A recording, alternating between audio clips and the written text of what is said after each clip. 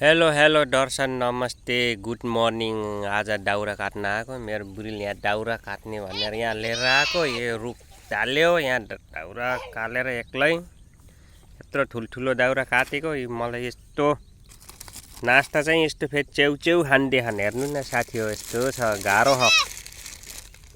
दाउरा काट्न लिन्छन् यति ठुल्ठुला अनि यस्तो दिन्छन् मलाई च्याउच्याउ, त्यही पनि एउटा मात्रै फेरि। मेरो छोरा भरे केटा छुट्टीमा दाउरा काटौँ भनेर लिएर आएको। अब के दाउरा काट्यो, माथि माथि चढ्न लाग्यो।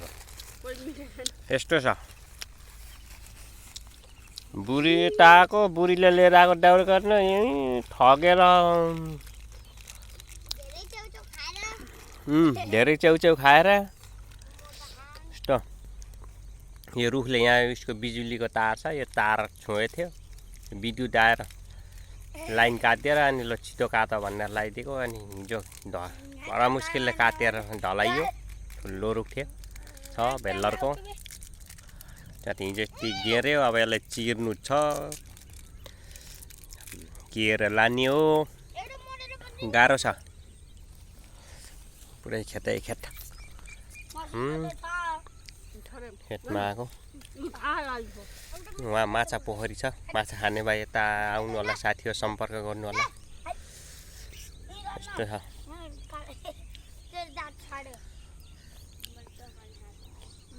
के गर्नु, यस्तो छ। यो दाउरा देख्दै पुरै अल्छी लाग्ला। अब यो कहिले काटेर भ्याउने, यो चिरेर गाह्रो छ दाउरा काट्ने। भोक लाएर च्याउच्याउ यो च्याउच्याउ अब च्याउच्याउ खाएर कति दाउरा चिरेला। अब गाह्रो छ।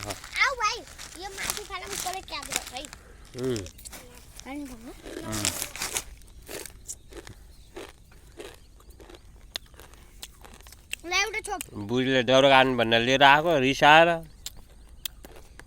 दाउरा काट्दिन भनेर।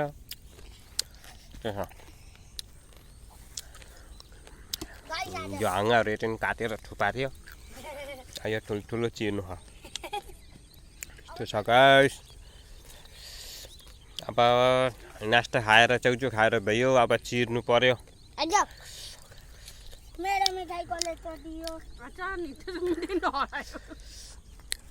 अब दाउरा काट्नुपर्छ।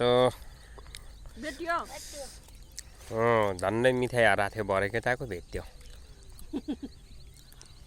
ल ल यसलाई नि कि देखाएको छु ती यस्तो गर्छन् दाउरा काट्न आएको मान्छे त लिएर एक्लै भिरा खान। मलाई सबै ठगी परेका। ल ल ल साथीभाइ हो सबैलाई बाई बाई। दर्शन नमस्ते, बाई बाई।